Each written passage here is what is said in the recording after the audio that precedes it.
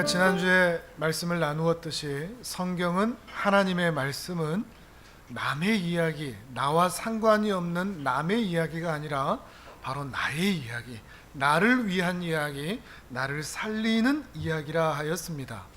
너무나 단순한 이야기죠. 뻔히 아는 이야기입니다. 그러나 이 짧은 명제를 어떻게 받아들이느냐에 따라서 우리의 영원을 어디에서 보낼지가 결정된다는 것을 기억하셔야 합니다. 성경은 결코 나와 상관이 없는 남의 이야기일 수가 없는 것입니다. 예를 들어서 말이죠. 여러분, 일본과 중국이 영토 분쟁을 벌이고 있는 곳을 혹시 알고 계십니까? 지명도 잘 모르죠. 센카쿠 열도, 다오이 다오라고 하는 그 섬 열도를 일본과 중국이 영토 분쟁을 하고 있습니다. 서로 우리 땅이다, 우리의 영유권을 주장하고 있는 것이죠. 그런데 우리나라 입장에서 우리가 그들의 분쟁을 바라볼 때, 우리 중국 분들도 계시지만 죄송한 이야기지만 사실 크게 와닿지 않습니다. 그것 때문에 흥분되지도 않고 그것 때문에 열받지도 않습니다. 남의 이야기이기 때문이죠. 그런데 독도 이야기를 얘기하면 또 달라집니다. 일본 사람들이 자꾸만 자기네 땅이라고 우기면 화가 납니다. 흥분이 되죠. 왜 그렇죠? 내 이야기이기 때문에 그렇죠. 내 나라 이야기이기 때문에 그런 것입니다. 센카쿠 열도, 다오이 다오, 이들의 분쟁은 어떤 이슈와 같습니다. 관심거리죠. 흥미거리입니다. 재미있습니다. 그런 관심으로 그 문제를 바라보지만 우리의 영혼을 버겁게 만들지 못합니다. 우리의 영혼에 어떤 감정을 끼치지 못합니다. 그러나 독도 문제는 단순한 이슈 정도가 아닙니다. 흥미거리 정도가 아닙니다. 우리의 영혼이, 우리의 감정이 영향을 받습니다. 분노하고 괴롭기까지 한 것이죠. 마찬가지로 하나님의 말씀을 들을 때 남의 이야기로 들으면 어떤 이슈 정도입니다. 관심거리 정도입니다. 흥미거리 정도죠. 아, 저런 일이 있었구나, 이런 일이 있었구나 정도이지만 하나님의 말씀을 나의 이야기로 들을 때는 우리의 감정까지 영향을 받습니다. 우리의 깊은 내면까지 영향을 받게 된다는 것이죠. 하나님의 말씀이 나와 상관이 없으면 천지를 창조하셨다는 이야기, 이스라엘을 구원하셨다는 이야기, 예수님이 이 땅에 오셨다는 이야기, 십자가에 죽으시고 부활하셨다는 이야기, 승천하셨다는 이야기, 언젠간 다시 오신다는 이야기, 내가 구원받았다는 이야기가 그냥 어떤 센카쿠 열도의 그런 영토 분쟁처럼 어떤 이슈 정도로밖에 느껴지지 않은 거죠. 그것을 통해 보면서 느껴지는 어떤 감정 정도밖에 안 된다는 것입니다. 예를 들어서 어떤 소설을 보거나 소설을 읽거나 영화를 보거나 드라마를 보면서 느껴지는 어떤 감정들처럼 그 정도의 어떤 이렇구나 저렇구나 라고 하는 감정들밖에 되지 않는다는 것입니다. 성경을 보면서 우리는 어떤 감정을 느낄 수 있습니다. 흥미롭다, 감동도 있다, 아 이건 참 특이하다, 아 놀랍다, 이 희생이 아름답다 라고 하는 어떤 감정이 느껴질 수도 있으나, 그러나 그 감정이 정말로 복음 안에서 나타나는 감정인지 아니면 세상의 다른 종교나 철학이나 이슈나 관심거리나 소설이나 영화나 드라마를 보면서 일어나는 그런 감정과 같을 수도 있다는 거죠. 그 감정은 참된 복음의 감정은 아니라는 것입니다. 그러나 성경의 이야기가 남의 이야기가 아니라 내 이야기가 될 때에는 전혀 다른 감정, 세상의 다른 종교에서는 느껴볼 수 없는 어떤 철학이나 어떤 감동적인 이야기를 통해서 우리의 마음이 새로워지는 그 복된 변화는 일어날 수 없다는 것입니다. 성경의 이야기가 내 영혼을 지배합니다. 내 감정에 영향을 끼칩니다. 그래서 내 인생의 방향을 아예 송두리째 바꿔버립니다. 세상을 향해 나가고 성공을 향하여 살았던, 안정과 쉼을 향하여 살았던 우리 자신의 인생의 방향이 하나님에게로 바꾸어집니다. 이것은 성경으로만 가능한 것이죠. 하나님의 말씀을 내 이야기로 들었을 때에만 내 인생이 그렇게 바꾸어진다는 것입니다. 심지어 더 나아가서 이 하나님을 예배하고자 하는 마음이 생겨나게 됩니다. 이 하나님을 경배하고자 하는 마음이 생기고, 이 하나님을 사랑하고자 하는 마음도 생기고, 이 하나님을 닮아가고자 하는 마음도 그 마음에 일어나게 된다는 것입니다. 어떨 때요? 하나님의 말씀이 나의 이야기로 들려지기 시작할 때에만 이런 일이 생겨난다는 것이죠.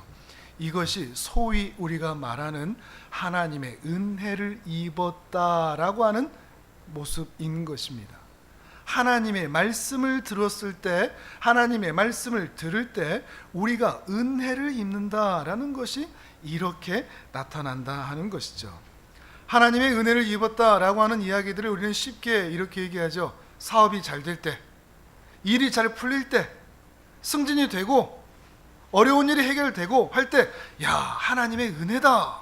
자식들이 승승장구하고 잘 될 때, 아, 참 하나님의 은혜가 있다 라고 이야기를 하지만, 죄송한 이야기지만 이런 이야기들은, 이런 은혜라고 하는 것들은 다른 종교를 믿는 사람도 경험할 수 있는 것들입니다. 일반적인 은혜라는 거죠.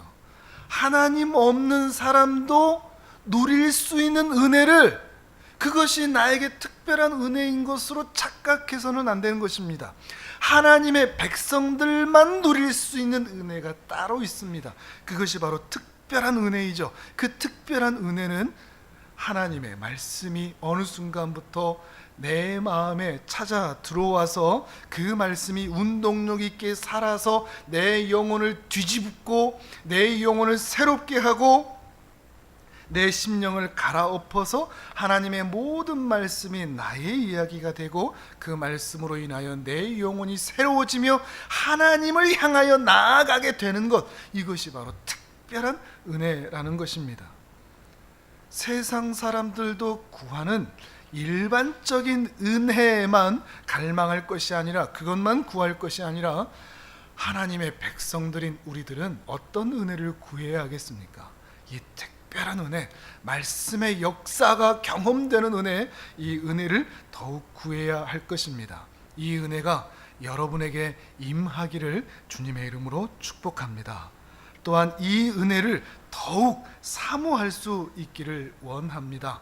이 복된 은혜가 임하기 위해서는 우리가 지난 주일에 보았던 것처럼 나단 선지자와 다윗 왕 사이에 일어났던 일들, 말씀을 전하는 자와 말씀을 받는 자 사이에 일어났던 이런 영적인 움직임들이 일어나야 한다고 했었죠. 다시 한번 우리 말씀을 같이 한번 보실까요? 나단 선지자가 하나님의 말씀을 전했을 때 다윗은 어떻게 반응했죠? 7절을 보시면 7절은 이렇게 시작하죠. 나단이 다윗에게 이르되, 그 말을 쭉 듣고 다윗이 뭐라고 합니까? 13절을 보시면 다윗이 나단에게 이르되, 나단이 뭐라고 했는가 하면 7절에 나단이 다윗에게 이르되, 당신이 그 사람이요, 당신이 바로 그 죄인이요, 마땅히 죽어야 할, 바로 그 사형시켜야 될 바로 그 죄인이요 라고 이야기했을 때 13절에 다윗이 그러죠. 다윗이 나단에게 이르되, 내가 여호와께 죄를 범하였노라 하매. 선지자가 당신은 죄인입니다 라고 이야기했을 때 말씀을 듣는 자는 어떻게 반응한다는 말입니까? 자신의 죄를 고백하는 것으로 나타납니다.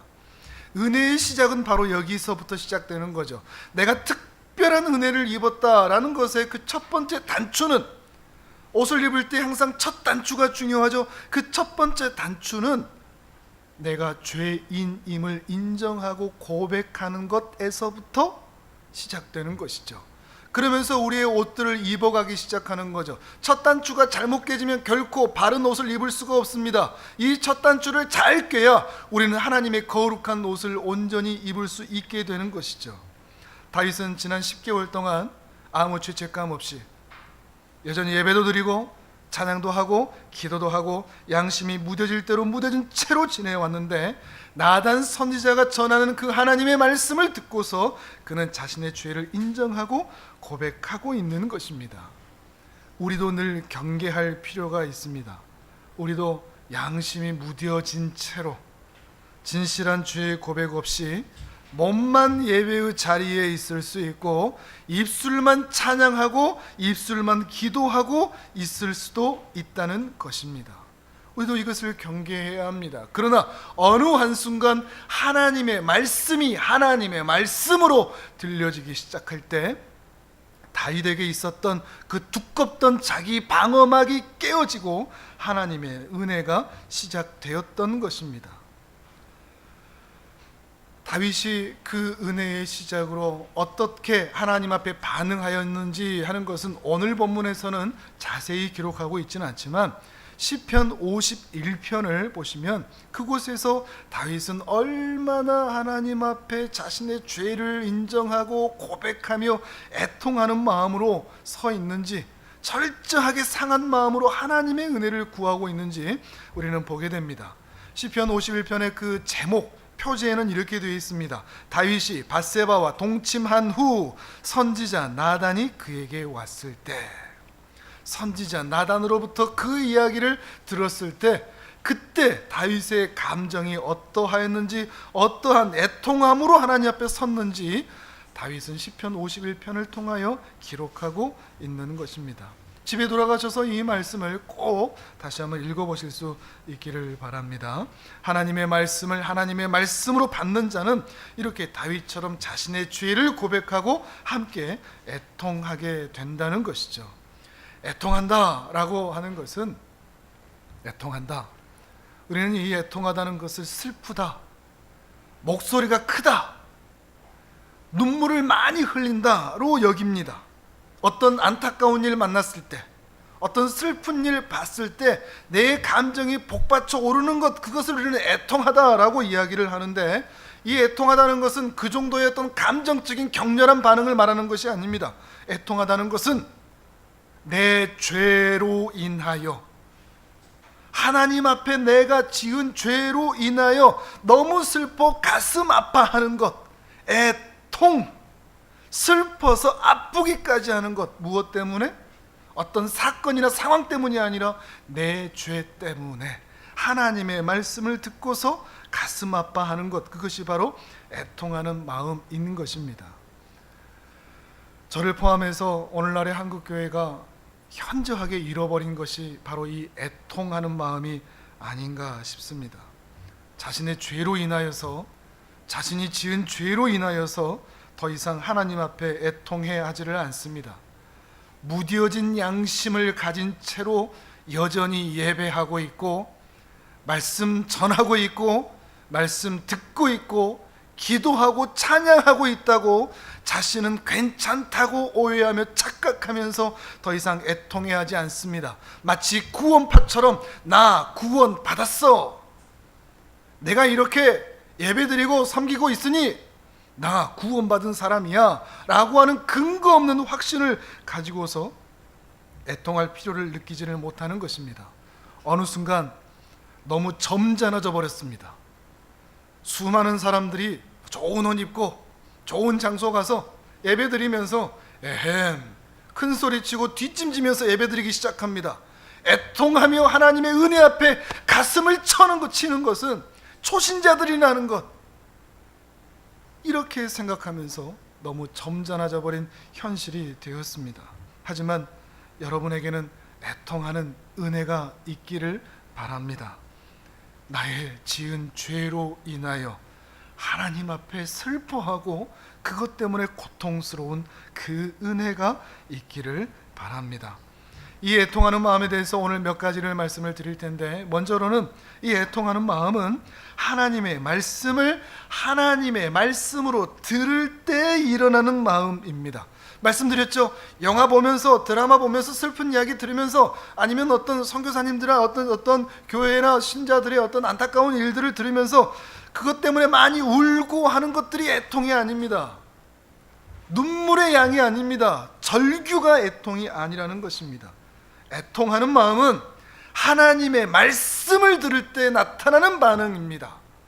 하나님의 말씀을 하나님의 말씀으로 나의 이야기로 들을 때 나타나는 반응이 바로 애통하는 마음이라 하는 것입니다. 그러니 애통하는 마음은 하나님의 말씀을 듣는 신자의 반응이라 할 수 있다는 것이죠. 하나님의 말씀을 나의 이야기로 듣는 사람은 이 반응을 하지 않을 수가 없는, 그 말씀을 듣고 나의 죄가 생각나 하나님 앞에 괴롭지 않을 수가 없는 그런 반응이 바로 애통하는 마음이라 하는 것이죠. 애통하는 마음은 성숙한 사람만 하는 게 아닙니다. 말씀을 듣는 모든 사람들이 할 수밖에 없는 반응이라 하는 거죠. 어떻게 하면 우리가 더 애통할 수 있을까요? 다윗이 그랬던 것처럼 하나님 앞에서 말씀을 통해 애통하는 마음을 어떻게 하면 가질 수 있죠? 그것은 철저히 하나님의 은혜로만 가능합니다. 설교자가 여러분을 애통하게 만들어 드릴 수는 없습니다. 물론 애통하는 마음이 무엇이다, 어떻게 하는 것이 애통하는 마음이다라고 설명해 드릴 수는 있습니다. 나단 선지자처럼 그렇게 애통할 수 있도록 비유로 말씀해 줄 수는 있습니다. 그러나 여러분을 진실로 애통하게 만들 수 있는 능력이 설교자에게는 없습니다. 그건 제 능력이 아닙니다. 불 받아라, 성령 받아라, 은혜 받아라, 강요하고 윽박지르고 반복하고 한다고 해서 되는 것이 결코 아닙니다. 오히려 그렇게 하는 사람들을 여러분은 조심하셔야 됩니다.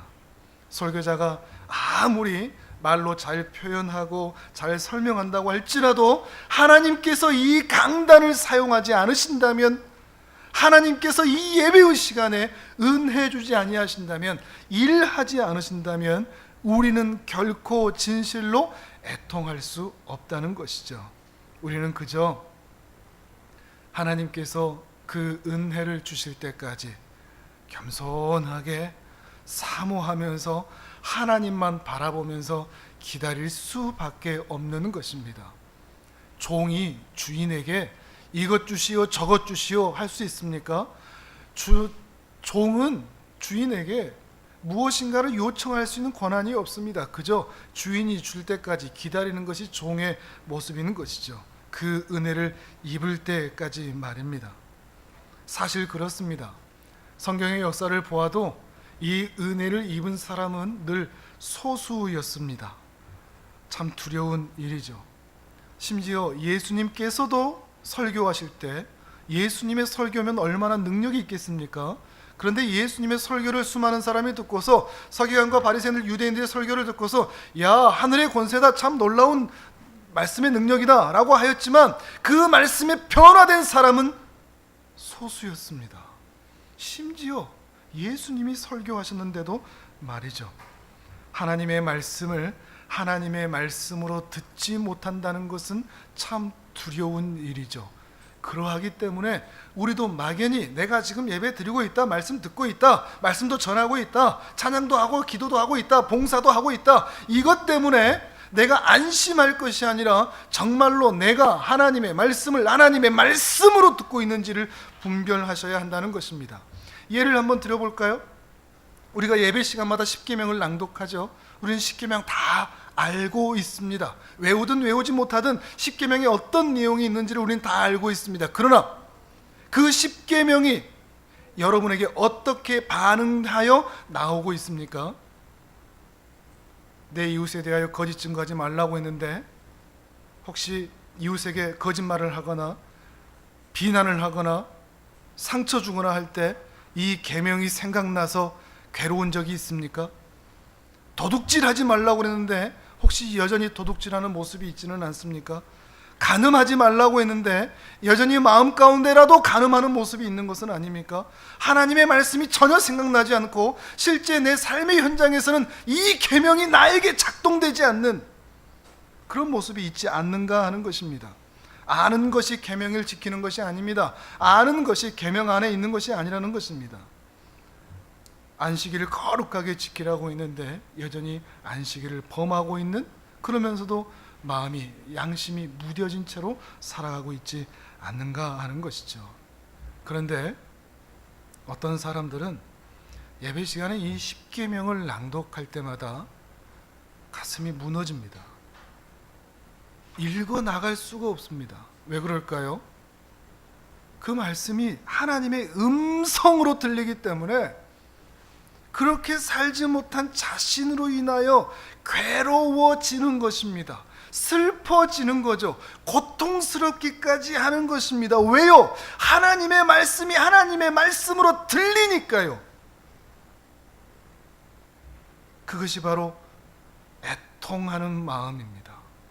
말씀과 내 삶이 따로 있지 않은, 말씀이 내 삶에서 그대로 연결이 되는, 모든 순간에서 그 말씀대로 살기를 바라는, 그것이 바로 애통하는 마음인 것입니다.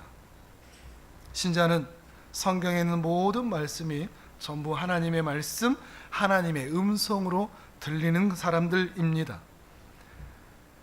양은 그 목자의 음성을 압니다. 그러니 성경의 모든 말씀이 우리를 향하신 하나님의 음성으로 들릴 수밖에 없습니다. 우리가 하나님의 양이 맞다면 말이죠. 어떨 때는 말씀을 들을 때 달콤한 말씀으로 들리기도 하고, 하나님이 나를 위로하시는 말씀으로 들리기도 하고, 어떨 때는 책망하는 말씀, 때리는 말씀으로 들리기도 하면서 하나님께서 나에게 늘 말씀하시는 것 같은, 말씀을 읽을 때나 들을 때나 묵상할 때나 하나님의 말씀 안에 머무는 그런 은혜가 있을 수밖에 없다는 것이죠. 그런데 말씀을 읽거나 또는 말씀을 들을 때 하나님의 음성으로 들리지 않고 사람의 말로 들린다면, 목사라는 사람의 말로 들리고 있다면 그것은 목사의 양이지 하나님의 양은 아닌 것입니다. 오늘날 수많은 사람들이 혹시 하나님의 양이 아니라 목사의 양이 된 것은 아닐까요? 목사의 말을 신봉하고 목사의 말을 믿습니다.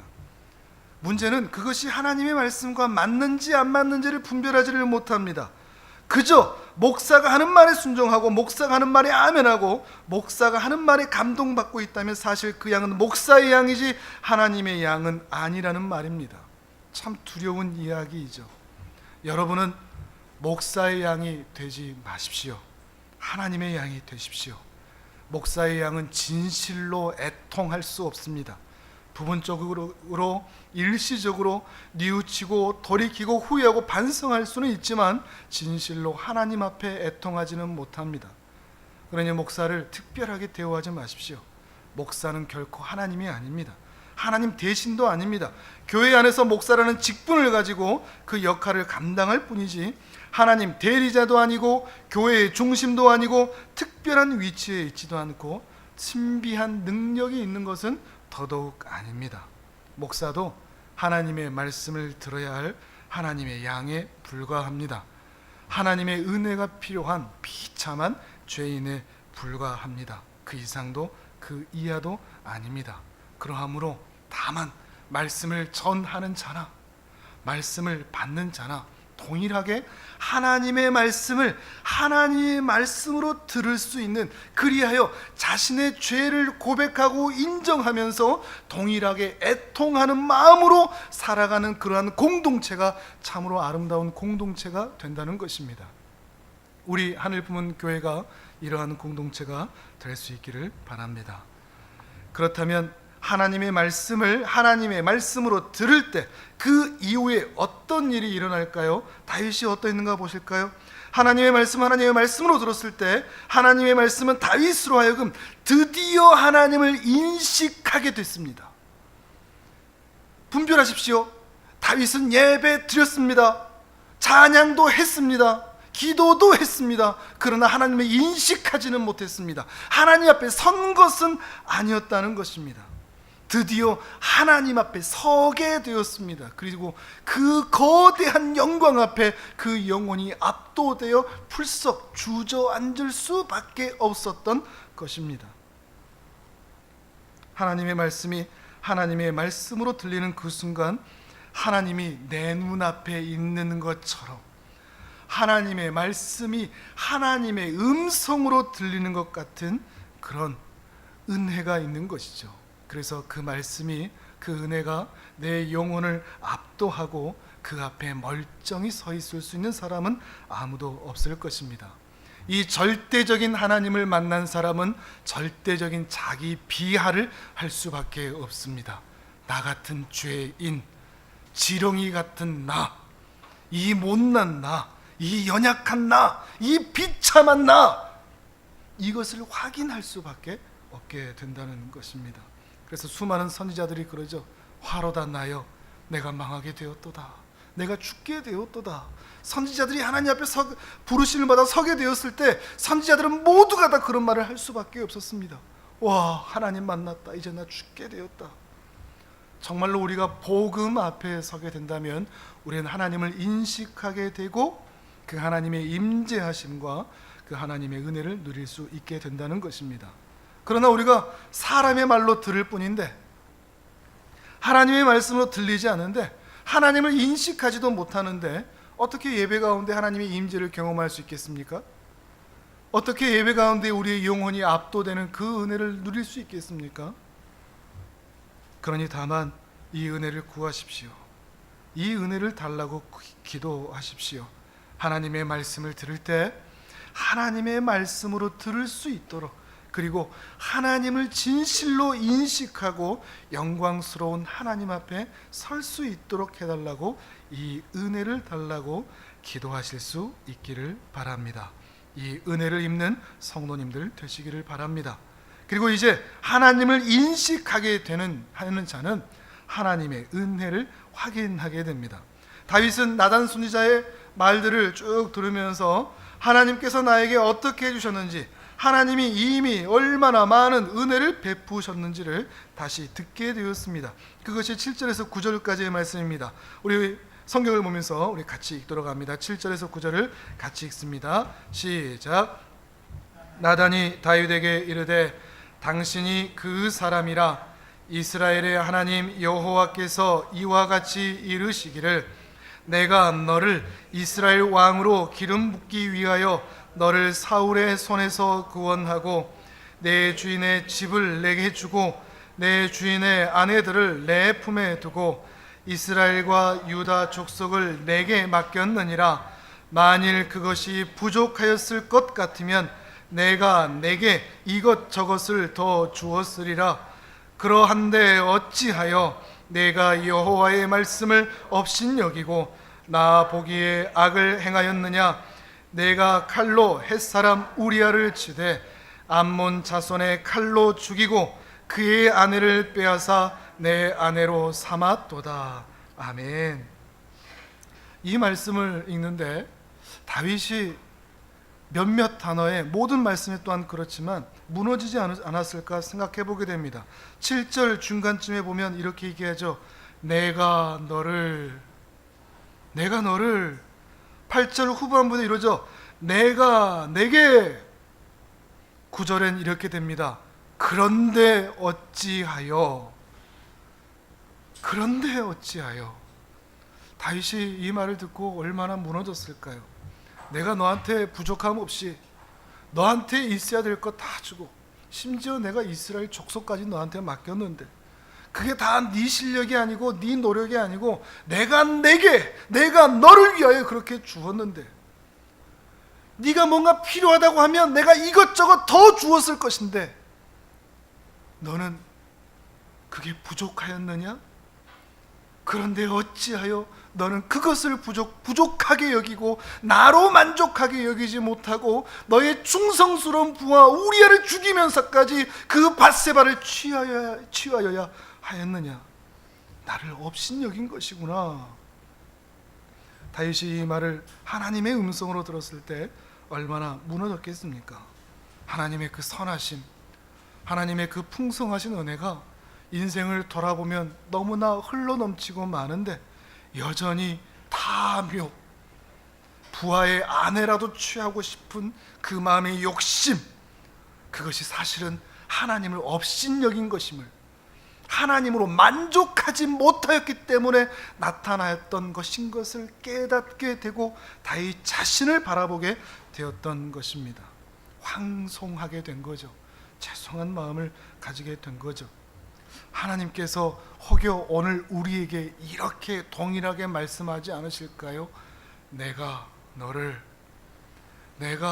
내게 너한테 필요한 거 있으면 내가 이것저것 네가 구하는 대로 다 주었을 건데 너는 왜 세상을 바라보니? 너는 왜 다른 신을 바라보니? 왜 다른 것에 마음을 빼앗기니? 왜 감사하지 못하고 만족하지 못하니? 내가 심지어 너를 살리려고 내 아들까지 주었는데, 내가 심지어 너를 살리려고 내 살과 피를 다 쏟았는데 너는 나로 만족하지 못하니? 우리가 사실 이렇게 애통할 수밖에 없는 이유, 그것은 하나님의 은혜를 온전히 경험하지 못하고 그 은혜를 확인하지 못하고 있기 때문인 것입니다. 이런 하나님의 음성이 지금 여러분 앞에서 여러분의 눈을 바라보면서 말씀하신다고 생각해 보십시오. 하나님이 여러분을 바라보면서 내가 내게 그런데 어찌하여 말씀하신다면 그 말씀 앞에 온전히 서 있을 수 있는 사람이 누가 있겠습니까? 무너지지 않을 사람이 누가 있겠습니까? 하나님의 말씀을 하나님의 말씀으로 듣는 자는 하나님 앞에 서게 되고 그 앞에서 애통할 수밖에 없다는 것입니다. 거짓말을 해서라도 빼앗고 싶었고, 도둑질을 해서라도 내 것으로 삼고 싶었던, 계명을 어겨서라도 더 가지고 싶었던 우리의 탐욕이 그대로 드러날 수밖에 없는 것이죠. 그러나 바로 그 자리에 우리는 다시 확인하게 됩니다. 아, 그렇지, 하나님의 은혜가 이렇게 풍성하게 있었지. 내가 더 욕심 부리지 않아도 되지. 그 은혜가 이미 풍성하니 오늘 비록 힘들지만 주님께서 나에게 필요하신 은혜를 부어 주실 것이지 라고 하는 그 은혜를 확인까지 하게 되면 드디어 애통하는 마음이 위로를 얻게 됩니다. 그것을 예수님께서 이렇게 말씀하셨죠. 마태복음 5장 4절 함께 읽도록 합니다. 화면을 보시면서 읽겠습니다. 시작. 애통하는 자는 복이 있나니 그들이 위로를 받을 것임이요. 아멘. 이것이 바로 복음이죠. 하나님에 대해서 듣습니다. 그리고 하나님을 경험하게 됩니다. 그리고 하나님을 만나게 됩니다. 하나님 앞에 서게 됩니다. 하나님 앞에서 나의 죄를 고백하게 됩니다. 그리고 하나님의 크고 놀라운 은혜를 경험하게 됩니다. 그리고 그 자리에서 애통하는 자가 드디어 위로를 얻게 됩니다. 그 욕심을 내려놓게 되는 것이죠. 하나님께서는 하나님의 백성을 계속하여 애통의 자리, 고통의 자리에 머물도록 허락하지 않으시는 분이십니다. 다시 은혜를 경험하게 하시고 다시 구원의 즐거움을 회복시켜 주시는 분이십니다. 무엇보다도 우리의 모든 죄를 가려주십니다. 그 죄가 분명히 있는데 하나님 앞에 서고 애통하는 자는 그 죄를 가려주십니다. 그 우리의 죄를 기억하지 않으신다 하십니다. 날마다 죄악에 허우적거리며 살아가지만 그 죄를 가려주시고 예수 그리스도를 통하여 하나님께서 우리를 더 많이 사랑해 주십니다. 이게 가당키나 합니까? 날마다 죄 가운데 사는데 그렇게 애통하는 자, 그 자를 오히려 더 사랑해 주시는, 더 은혜 주시는, 더 긍휼을 베풀어 주시는 그분이 바로 우리 하나님인 것입니다. 그러니 애통하는 자는 진실로 기뻐할 수 있습니다. 하나님의 은혜를 경험했으니 이제 행복하다 말할 수 있다는 것입니다. 여러분은 정말로 행복하십니까? 돈이 없어도 행복하다, 건강을 잃어도 행복하다라고 정말로 말할 수 있습니까? 물론 머리로는 알고 있습니다. 말로는 알고 있죠. 근데 실제 삶에서 그게 이루어지느냐 하는 것입니다. 실제로 돈이 없는데 행복한 삶을 살 수 있느냐 하는 것입니다. 그러나 참으로 하나님 만나고 애통해하며 그로부터 은혜를 받은 자는 세상의 것들이 있고 없음에 의하여 행복이 결정되지 않습니다.